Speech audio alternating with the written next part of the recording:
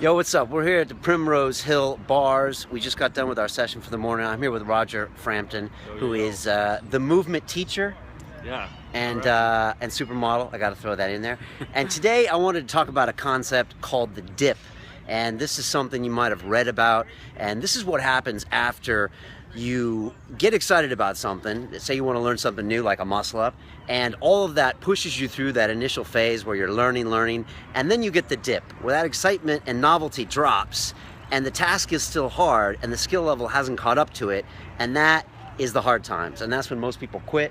I'm sure you deal with this all the time with your clients, and it's a great concept to have in mind. It's a lot like resistance, which is something I'm talking about in my upcoming TED Talk, thanks to Stephen Pressfield, War of Art. But I want to talk about the dip today when it comes to this guy and the upcoming TED Talk. Now let's talk about TED and talks and work, because it's great to get excited, like I'm gonna do a talk, and then you get it all ready, and then you realize, oh shit, this takes a lot of work, right? Yeah. And I think my good buddy here, Roger, is coming across the same thing. Tell me about the dip, and you feeling it somewhat with the talk. Yeah, definitely. How do I put this? Okay, so when I first started, I'm like, yeah, I'm gonna do a TED Talk, got myself fired up. Brian really helped me get me fired up too. And sent out these emails, got a reply, realised that I didn't even have my talk down. I didn't even know what I was talking about.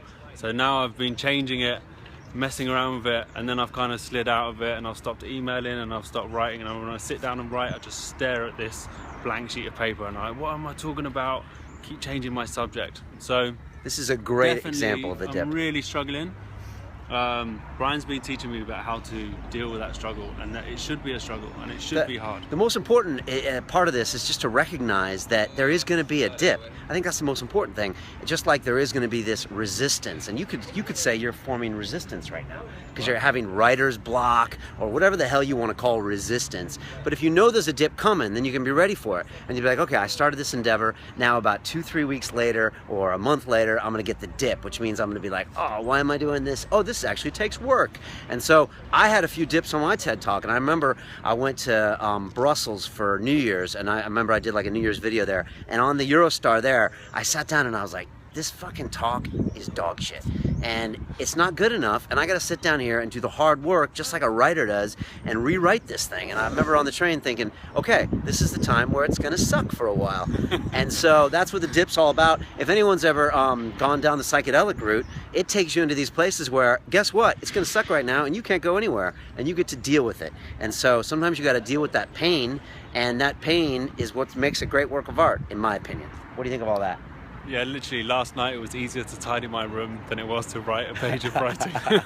I'm enjoying cleaning right now. Right. It's literally anything, any tiny excuse is easier to make a phone call. It's easier to I'll just do a workout. But even that is bullshit. You know, you're avoiding anything to just do a little bit of writing. Right, and your brain is subconsciously doing it. I catch myself when I'm at work sometimes, and I'm like, I gotta get a prep done for a guest, or I gotta edit a video, and I'll be, just check Twitter. I'm like, what the fuck are you doing on Twitter, homie? And it's your little subconscious brain saying, ow, ow, ow, I don't want to be reminded that I'm not doing the work. Let me do something I can do, like a workout, which we both can do, or clean the room.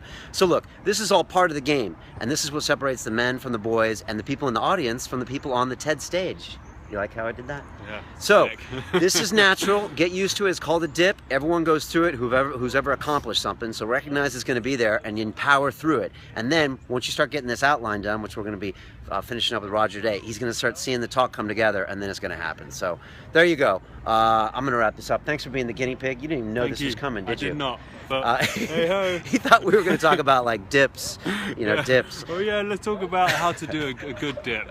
Let's talk about something that Roger is having a problem with in his life. Okay, all right, look, that's it. More to come here. If you want to see my TED Talk's coming out this week, it should be exciting, or it'll suck. I don't know, whatever. But I'm pretty happy with it. I give myself a 7 out of 10. But that's good. It's a learning experience, and it'll be out soon. Please send it to your friends, retweet it, all that good stuff. And that's it, right? It's about the journey, right? It's all about the journey. All right, peace. Gosh, take it easy.